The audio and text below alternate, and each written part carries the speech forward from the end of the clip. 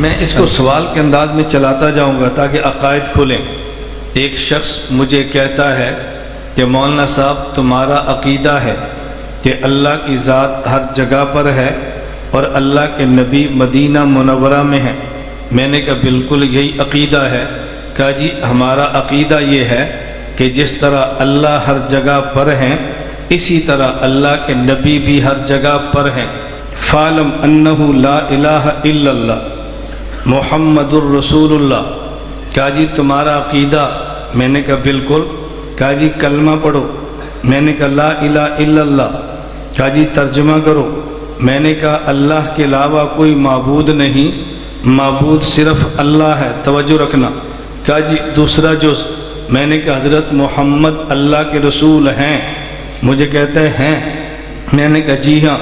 اب مکہ میں ہو تو ترجمہ کیا کرو گے؟ میں نے کہا حضور اللہ کے رسول ہیں۔ مدینہ میں ہو ترجمہ کیا کرو گے؟ میں نے کہا حضور اللہ کے رسول ہیں صلی اللہ علیہ وسلم۔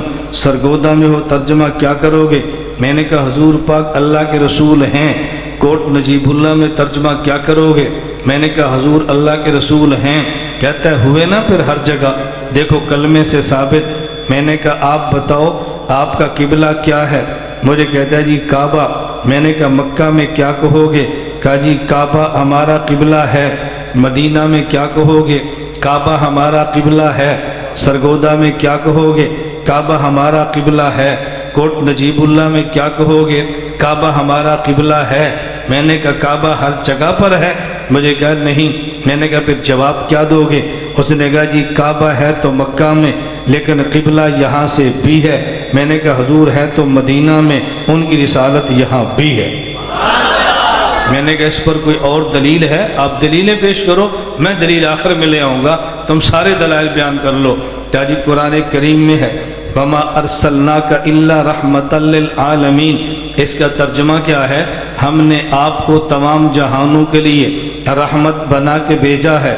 حضرت محمد مصطفیٰ صلی اللہ علیہ وسلم رحمت خدا ہیں۔ رحمت خدا ہر جگہ پر ہے۔ حضرت محمد مصطفیٰ ہر جگہ پر ہیں۔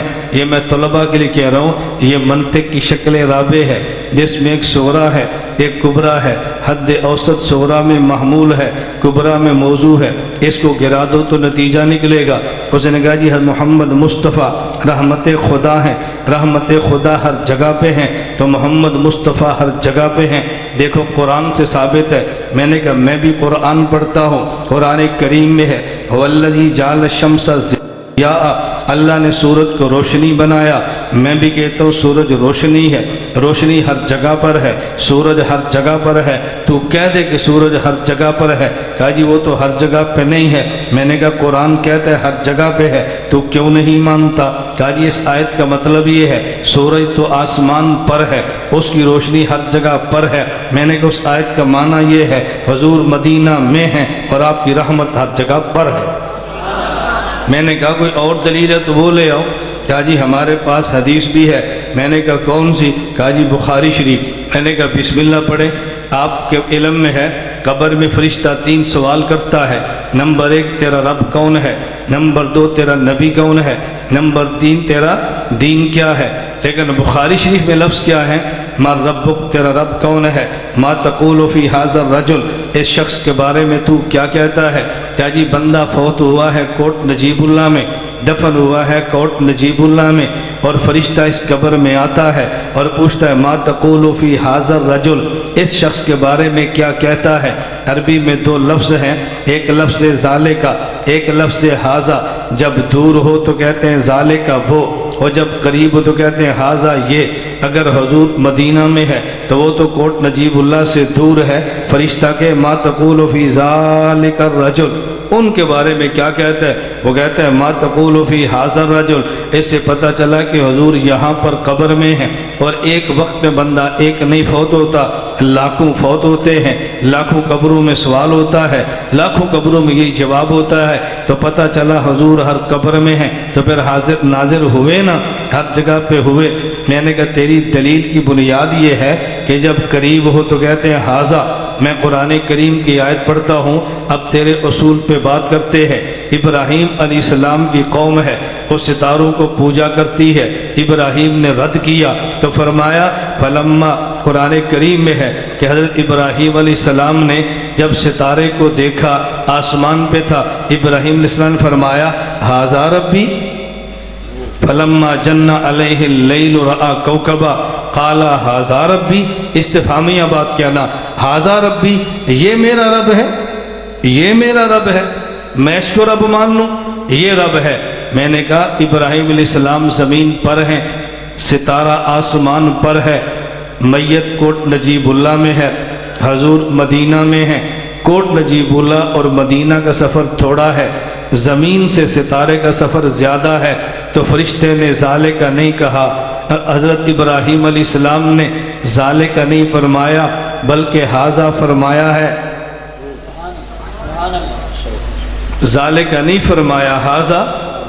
تو میں نے کہا پھر کہنا چاہیے تھا نا ذالک ربی، تو کیوں کہا ھذا ربی؟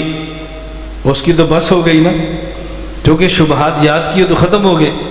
مجھے کہتا ہے تو کیا یہ ضابطہ غلط ہے نحو کا، گرامر کا؟ اگر قریب ہو تو ھذا یہ، اگر دور ہو تو ذالک کا وہ۔ میں نے کہا ضابطہ بالکل ٹھیک ہے، تو پھر قرآن غلط ہے؟ میں نے کہا نہیں، قرآن بھی ٹھیک ہے۔ تو یہ کیسے ہو سکتا ہے قرآن بھی ٹھیک ہو اور قانون بھی ٹھیک ہو؟ سوال سمجھ آ گیا؟ میں نے کہا میں اس کو سمجھانے کے لیے ایک اور مسئلہ سمجھاتا ہوں، تجھے پھر سمجھ آئے گا۔ ایک شخص مجھے کہنے لگا دیوبند والے احناف یہ گستاخ صحابہ ہیں رضی اللہ عنہم۔ میں نے کہا وہ کیسے؟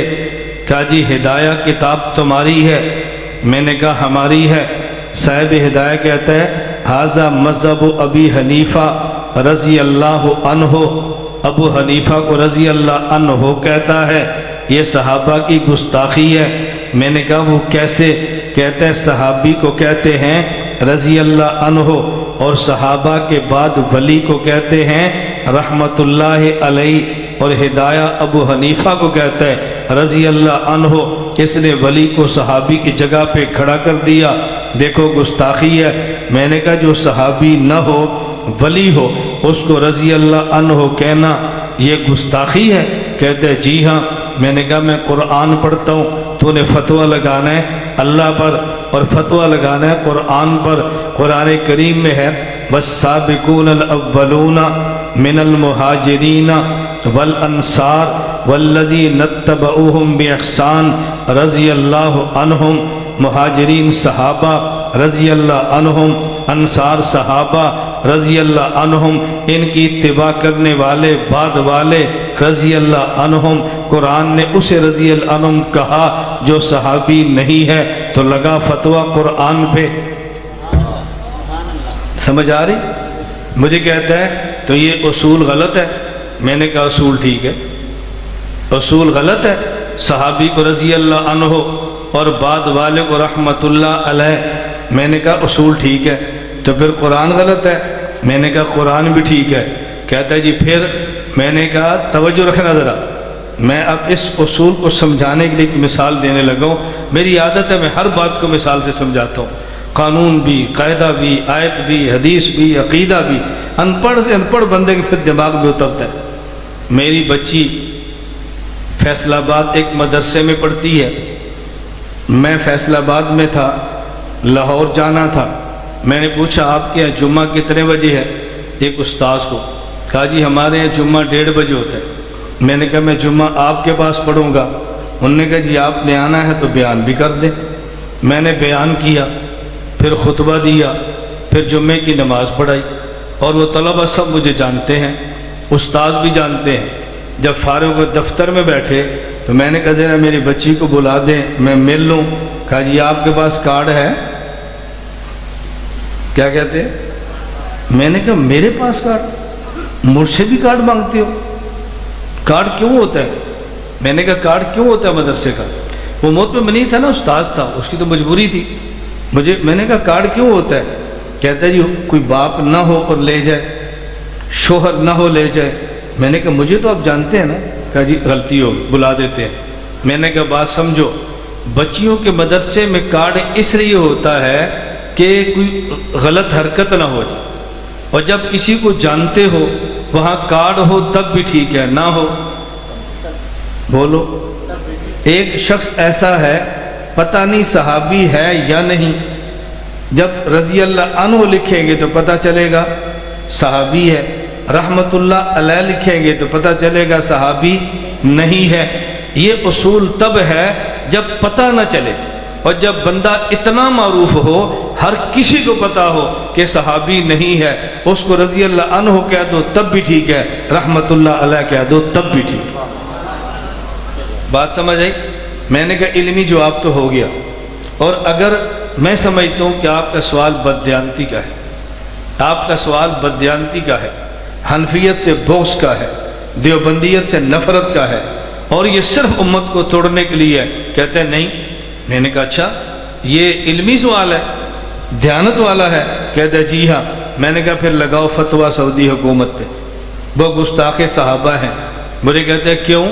میں آپ کو بھی کہتا ہوں۔ میں نے کہا جاؤ مسجد نبی میں سمجھانے کے لیے کہنے لگا ہوں، یہ مسجد نبی ہے، یہ اس کے سامنے صحن ہے جہاں پہ وہ چھتریاں لگی ہیں، آپ صحن میں کھڑے ہو جائیں، اوپر لکھا ہے اللہ، نیچے لکھا ہے محمد، ادھر لکھا ہے ابو بکر، ادھر لکھا ہے عثمان، ادھر لکھا ہے عمر، پھر ادھر لکھا ہے نہ ابو بکر، ادھر لکھا ہے عمر، پھر ادھر عثمان، ادھر علی ہے، ادھر عباس ہے، ادھر ابو ہریرہ ہے۔ میں نے کہا اب دیکھتے جاؤ، پھر آگے ادھر لکھے حسن یہاں موجود ہے، پھر بالکل سیدھا پیچھے جاؤ، وہاں پہ جو پہلا ستون ہے لکھا ہے نعمان بن ثابت رضی اللہ عنہ۔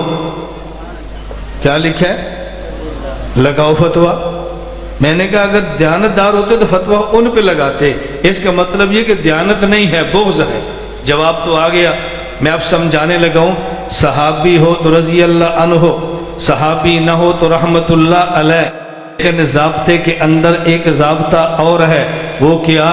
اگر شبہ آ جائے تو رضی اللہ عنہ رحمت اللہ علیہ، اگر شبہ نہ ہو تو رضی اللہ عنہ، دونوں کو کہنا ٹھیک ہے۔ میں نے کہا فرشتہ کہتے ہیں ما تقول فی ھذا الرجل، اگر قریب ہو تو ھذا یہ کہتے ہیں، اگر دور ہو تو ذالک وہ کہتے ہیں۔ ابراہیم علیہ السلام زمین پر ہیں، ستارہ آسمان پر ہے، ذالک نہیں ھذا کہا ہے، کیونکہ اصول کے اندر ایک اصول اور ہے، وہ یہ ہے ایک ہے دیکھنے والا، ایک ہے جس کو دیکھتا ہے۔ اگر ان کے درمیان فاصلہ ہو لیکن حجاب نہ ہو تو دور ہو تو تب بھی ھذا کہہ سکتے ہیں۔ ابراہیم زمین پر ہے، ستارہ آسمان پر ہے، حجاب ختم ہو گئے، ھذا ربی کہا ہے۔ میت کوٹ نجیب اللہ میں ہے، پیغمبر مدینہ میں ہے، عالم بدل گیا ہے، حجاب ختم ہو گئے ہیں، تو ما تقول فی ھذا کہا ہے، ما تقول فی ھذا کہا ہے۔ میں اس لیے آپ سے کہتا ہوں آپ دلائل دیتے چلے جاؤ، جواب ہمارے ذمہ ہے، کوئی ٹینشن کا مسئلہ نہیں۔